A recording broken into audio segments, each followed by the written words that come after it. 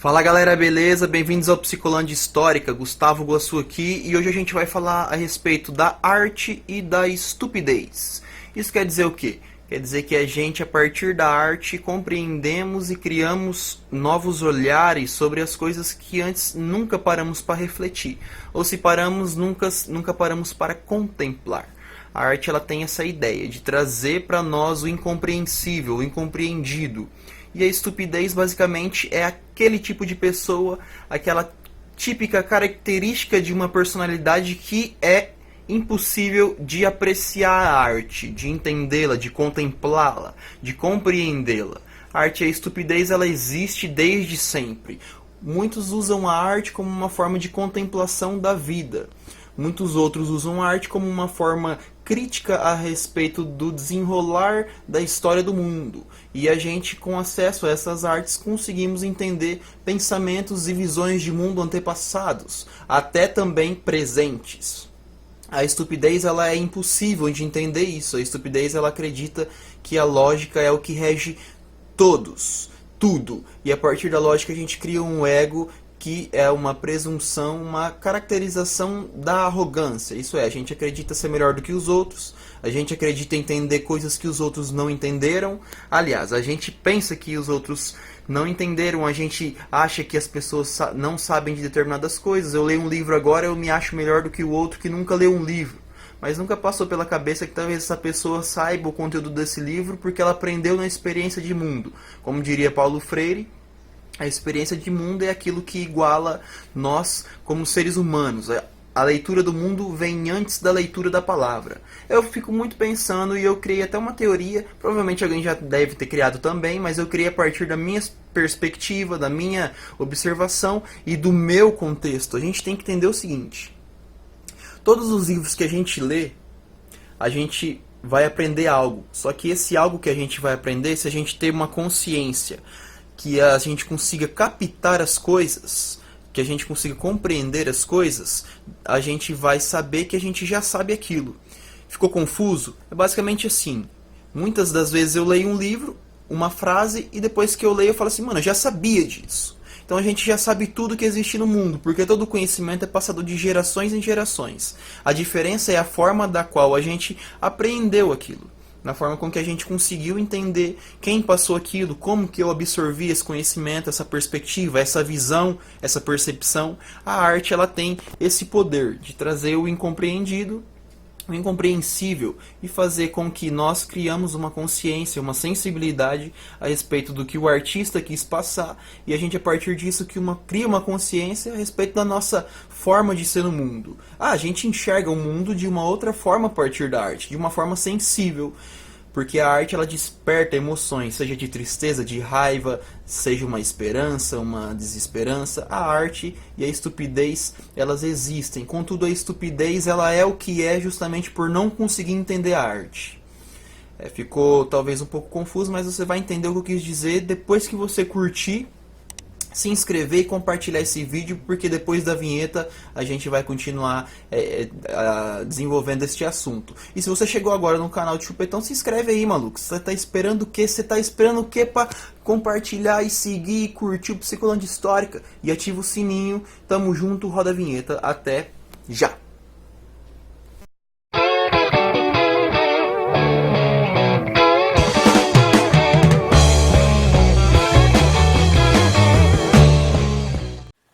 Bom, para a gente começar a fazer uma análise de tudo aquilo que eu quero falar, fazer e explicar de uma forma rápida, porque eu me empolgo e a hora que eu vejo já estou falando faz 20 minutos. Eu sou formado em História, para quem está chegando agora. E a gente tem que entender o seguinte: cada ciência no mundo tem a sua autonomia. Isso é, para você ser médico, você precisa fazer o quê? Entrar no curso de medicina. Não tem como você ser um médico sem passar pela faculdade de medicina. Para você for um engenheiro, ser um engenheiro, você tem que passar por onde? Pelo curso de engenharia. Para você ser juiz, você tem que fazer o quê? Ir no curso de direito, fazer especialização. Para você falar de história, não precisa de nada, então? É aí que você se engana. Para você saber como que é ser um historiador, o que é ser um historiador, você precisa passar pela Universidade de História. Porque a Universidade de História ela tem a autonomia suficiente Justamente porque a história ela é uma ciência e ela tem a sua área de estudo. A história ela não entra na área da medicina e da engenharia. Como não deveria, mas fazem engenheiros e médicos quererem falarem de história. A história, gente, ela é uma ciência. E como ciência, entenda o seguinte: toda ciência ela tem um método de observação, de problematização, ela tem técnicas, toda ciência ela tem práticas, e a história ela é assim. Ela tem práticas, ela tem métodos, ela tem técnicas de você entender como se escreve, como que você cria o conhecimento histórico. Então não é porque você lê um livrinho de Primeira Guerra que você sabe sobre história. Antes de mais nada, você tem que ser uma pessoa que problematiza. O historiador ele é um problematizador. Então eu leio um livro, antes de eu querer falar do livro, eu pergunto: o que esse cara queria dizer com essas coisas que ele disse aqui? O que ele disse aqui tem relação com como o que realmente aconteceu? Porque a gente tem que entender o seguinte: existem dois conceitos em história: revisionismo histórico e negacionismo histórico. Muitas instituições fazem as duas coisas.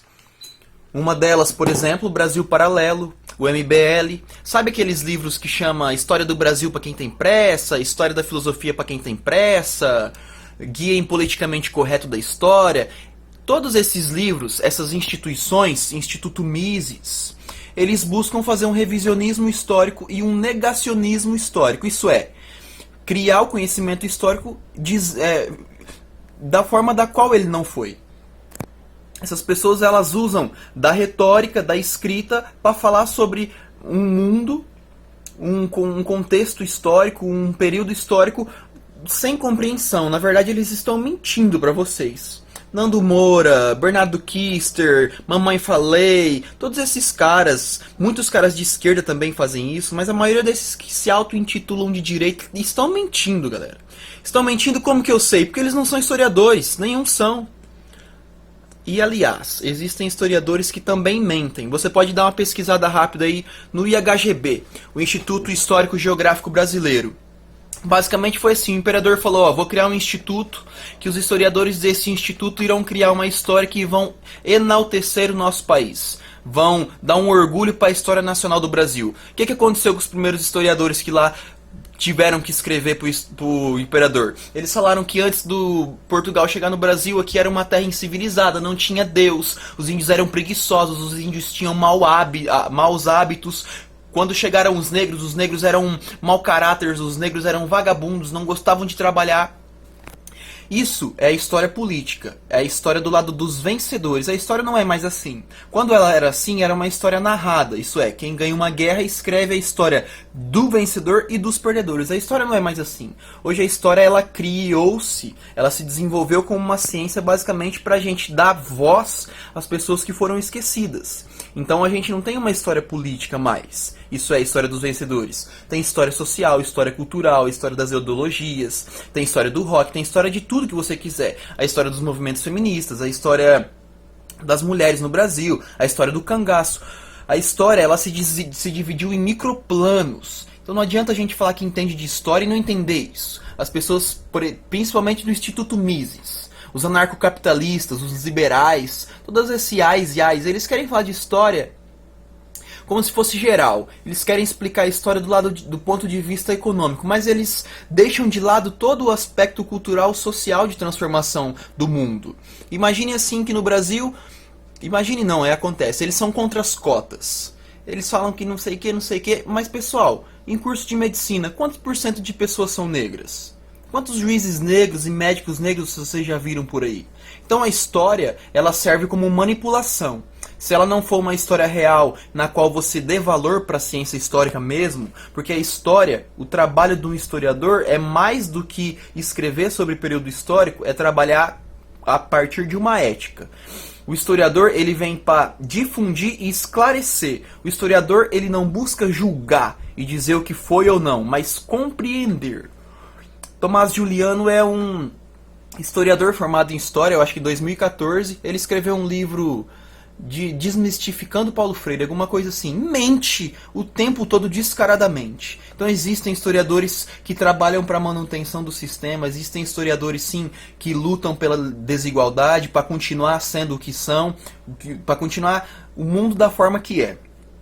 Enfim, o nosso trabalho é basicamente esse, entender essas narrativas, entender o que esse pessoal está tentando falar. Se você falar uma frase para mim, eu já sei o que você está querendo passar. Qual ideologia você está tentando transmitir. A história é essa, a história ela tem que ser imparcial. O historiador ele aprende isso. Então não adianta nada eu julgar um período histórico, igual muitos dos istas, os anarcocapitalistas. Não dá certo o cálculo econômico no socialismo e o socialismo nunca deu certo porque as tentativas mataram milhões, Marx não sabia de nada, eles não conseguem fazer uma separação de que Marx criou a teoria para a época dele. A época que tentaram criar um socialismo, um comunismo que seja, foi em outra época. Já era um outro mundo. Já existiam tecnologias das quais os Marx nunca havia pensado. Então eles usam um período depois de Marx para julgar o trabalho de Marx. Mises refutou Marx. Como que Mises vai refutar Marx? Marx já havia morrido, mano. Então, assim, as pessoas elas não sabem do que estão falando, principalmente de história. Então, a gente, dando esse panorama do que é história, a história ela serve basicamente para isso, para esclarecer e para compreender, não para julgar. Qualquer historiador que tem uma escrita de julgamento já esqueceu qual que é a essência e a virtude e a ética do trabalho do historiador. O historiador ele tem que tratar a história com respeito. Como diria Mark Bloch, ele afirma o interesse da história. Então a gente tem que trabalhar a história como uma forma de respeito. Galerinha, falando da... Agora voltando, o vídeo eu comecei basicamente por causa disso daqui, né?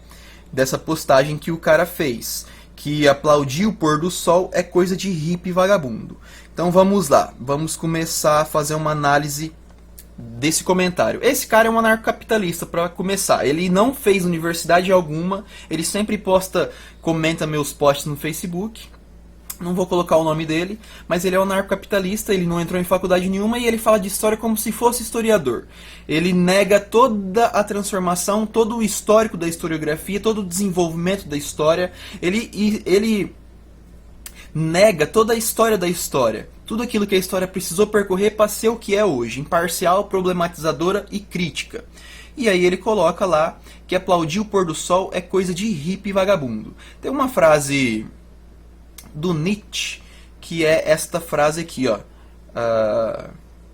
E aqueles que foram vistos dançando foram julgados insanos por aqueles que não podiam escutar as músicas. Gente, aplaudir o pôr do sol não é apenas coisas que os hippies fazem. Existem muitas culturas no mundo que buscam na natureza expressar toda a divindade e a espiritualidade que existe no mundo. As pessoas se apegam a deuses, há culturas que se apegam às coisas da natureza, aos animais, igual o hinduísmo, a vaca é sagrada, por exemplo.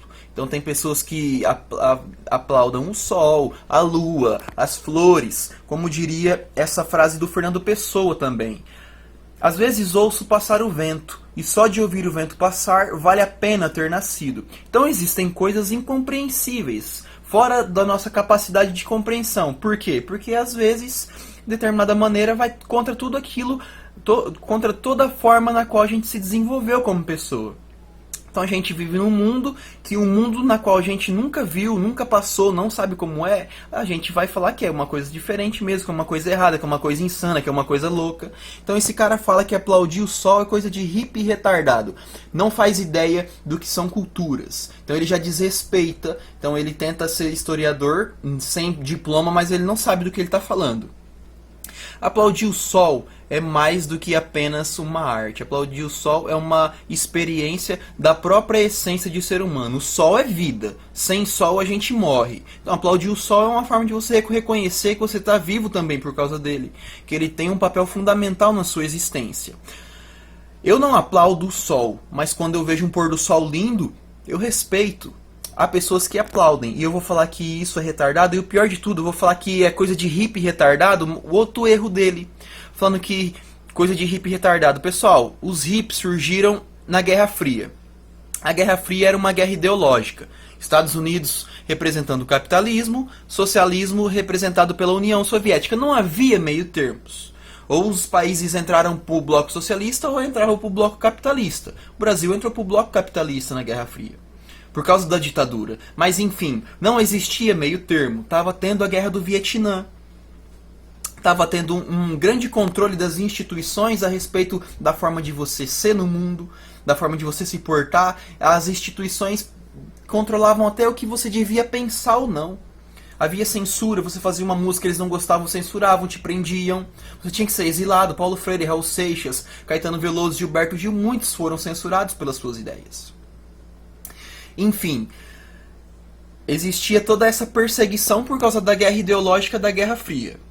Os hippies falaram assim, gente, eu não quero ser socialista e eu não quero ser capitalista, eu quero criar um meio termo. Já ouviram a música do John Lennon, Imagine? Imagine um mundo onde as pessoas pudessem viver em paz. Essa é a representação do sonho hippie, isso é, socialismo de um lado, capitalismo do outro. Eu quero que se foda, eu quero criar um mundo ideal, eu quero uma utopia, porque a utopia ela não serve pra nada além de fazer a gente caminhar, de a gente acreditar num mundo que não existe, mas que ele possa ser criado. A utopia é a ação do homem trabalhando pela esperança, pela transformação do mundo melhor. Então os hippies lutaram contra a guerra, lutaram contra esses controles sociais das instituições, eles lutaram contra o consumismo, eles lutaram contra o morticínio, contra a banalização da vida. E ele vem me falar que aplaudir o sol é coisa de hippie vagabundo. Não faz ideia do que foi o hippie. Não faz ideia do peso que o hippie teve na cultura americana e mundial. Não faz ideia dos ideais hippies, gente. Os hippies pensavam assim, por que eu vou ter que ir lá do outro lado do mundo, lá no Vietnã, para matar alguém que é igual eu, que sofre igual eu, que a fome dele é igual a minha? Então eu não vou. Então eu prefiro aplaudir o sol mesmo, prefiro vir e apreciar um pôr do sol, uma lua, apreciar as flores, igual o Fernando Pessoa disse, apreciar o vento. Se eu sentir o vento, eu já valeu a pena de ter vivido.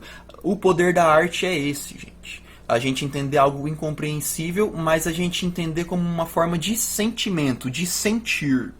Tem uma frase do Hegel no dicionário básico de sociologia, de filosofia, que ele fala basicamente o seguinte: a arte é o meio entre a insuficiente existência objetiva e a representação puramente interior, mas tirados do interior. Uma insuficiente existência objetiva quer dizer que os valores que eles eram transmitidos na época, você tem que ser alguém na vida, você quer entrar na faculdade para ser alguém, você tem que ser um doutor para você ser importante.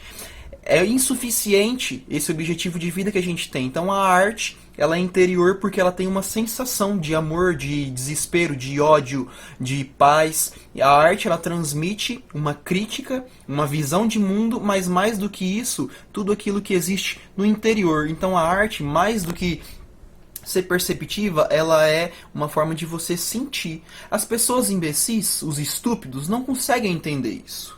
Esse cara que comentou que aplaudir o sol é coisa de hippie retardado não consegue entender a essência da arte. Ele não consegue entender isso. E é difícil a gente conseguir explicar. Se a gente for explicar, se esse cara ver o vídeo, ele vai estar rindo. Por que ele vai estar rindo? Porque ele é presunçoso, ele é arrogante, ele acha que sabe mais do que os outros. E não é só ele não. Tem muita gente que faz isso, gente. Olavo de Carvalho. Pega o livro mais famoso dele. O mínimo que você precisa saber para não ser um idiota. Como se eu fosse propriedade, divindade para falar o que você tem ou não que saber. E o pior de tudo, se eu falar, você tem que saber isso, se você não souber ser um idiota, esse tipo de pessoa nega toda a experiência de vida de todos. Esse cara que falou que aplaudir o sol é coisa de hippie retardado, ele não respeita a vida. Ele não respeita as experiências dos outros. Ele é alguém que fala mal de Paulo Freire, como o Nando Moura, como o Bernardo Urquister, como o MBL, como Mamãe Falei, como o Brasil Paralelo, como o Luiz Fernando Pondé, como o Instituto Mises. Eles falam mal de Paulo Freire, mas Paulo Freire, ele era mais do que um artista, ele era um historiador também. Ele dizia o seguinte: você, no seu desenrolar da sua vida, você aprendeu muita coisa, você tem muitos conhecimentos. Então, quando você chega numa sala de aula, o professor tem que levar em conta tudo isso que você sabe. Às vezes eu leio um livro, gente, e a hora que eu termino de ler o livro, eu faço as perguntas que o historiador tem que fazer, logicamente, o que esse cara quis passar com isso. depois eu falo assim, mano, eu li um livro, mas eu sabia disso já. Porque eu passei por essa situação semana passada. Você pode ler 1.500 livros por dia, por ano. Você pode ler todos os livros do mundo. Mas se você não entender que a leitura do mundo vem antes da leitura da palavra, justamente porque você está no mundo e a pessoa que escreveu também estava nesse mundo, você não conseguiu entender nada. Você é incapaz de sentir. Você é alguém você tem uma ilusão de ego enorme, de ser melhor do que os outros, arrogante. Eu, nesse canal, quero lutar contra esse tipo de pessoa. Assim, tem um livro que chama, só pra acabar, As Portas da Percepção, do Aldous Huxley. É esse. Eu pretendo fazer um vídeo depois falando só deste livro, mas ele tem uma frase que representa tudo isso que eu falei. Aquilo que o resto das pessoas só vê sob a influência da mescalina, o artista já nasce dotado para ver o tempo todo. Sua percepção não se limita àquilo que é biológica ou socialmente útil. Aplaudir o sol não é biológico ou socialmente útil.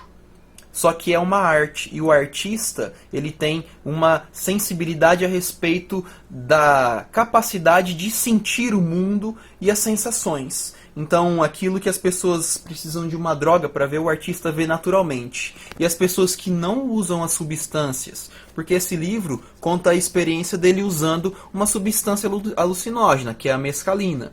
Ela é um derivado, uma substância do cacto peyote, dos índios do México, que usavam para fazer rituais de transmutação, consciência e tal. Enfim, e ele narra essa experiência, aquilo que ele vê, a viagem visionária que ele tem com a substância. Então ele quer dizer que muitas pessoas, para entender a ideia de um artista, a alma do artista precisa da mescalina. Mas há pessoas que não têm coragem de atravessar esse muro, esse desconhecido da mescalina, e também não têm a capacidade de entender o artista como si só, como pessoa. Então ele é o estúpido, porque a arte ela vem para libertar a gente das opiniões, visões e preconceitos que temos. Esse cara que disse que aplaudir o sol é coisa de hippie retardado, não entende de arte, não entende de história, ele está totalmente perdido na ilusão de que ele é alguma coisa, que ele é melhor do que os outros. Isso é arrogância pura. Conheço muita gente assim, galera. Famosos ou não, amigos, já tive amigos que eram assim, que tipo, nunca estavam errados, eles eram os melhores, eles sabiam mesmo. Enfim, esse tipo de pessoa me dá pena. Agora, opinião própria, me dá pena, na verdade. Eu quero distância, mas eu não posso deixar essas pessoas que estão falando de história, estão usando a narrativa histórica de má fé, estão mentindo para as pessoas, buscando alienar e manipular. Eu vou lutar contra isso, igual muitas pessoas estão fazendo. Jones Manuel aí, que é um cara massa, um historiador, tá aí com uns 40 mil. Eu vou lutar contra esses tipos de narrativa também, mano. O que eu posso fazer é usar a net.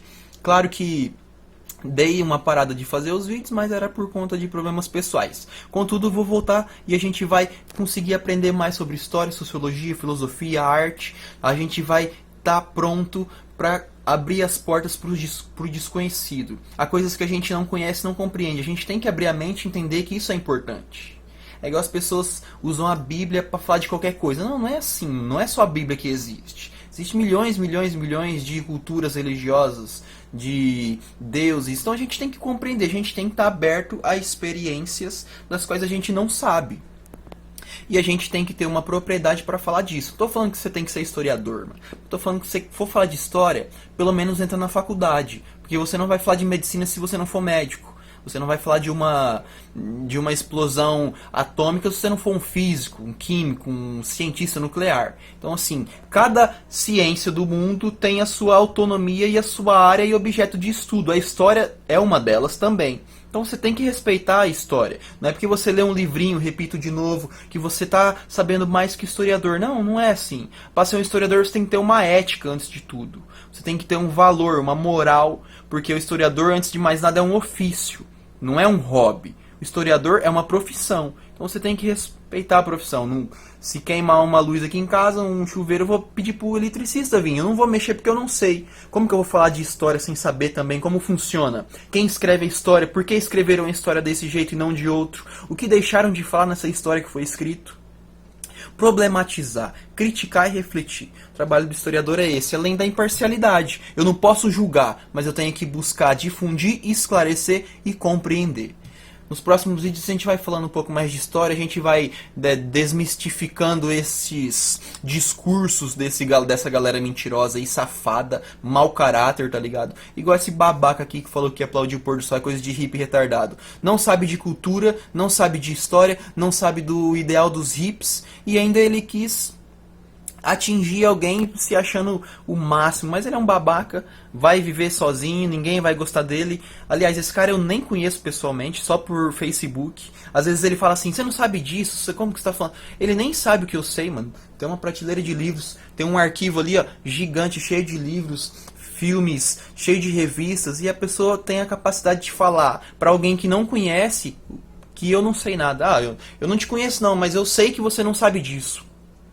Então a história ela vem para trazer e fazer a gente ser mais humilde, assim como a arte, a gente ser mais sensível com os sentimentos do próximo. A gente, a partir da arte, da filosofia, do estudo da história, a gente se torna mais humilde no mundo. A gente busca uma transformação pessoal para, como poder político de ação, transformar o mundo à nossa volta. A política não é partido político, a política é você se manifestar e se colocar como uma pessoa pronta para ter uma ação de transformação. A política é isso. E a partir da história a gente vai entendendo todas essas ideias. E nos próximos vídeos a gente vai conversar, você não perde por esperar. Dá o like, galerinha, se inscreve no canal caso você chegou agora. Se você assistiu até o final, brigadão. E também compartilha o vídeo e ativa o sininho. Muita paz, Rauch, namastê. E tamo junto.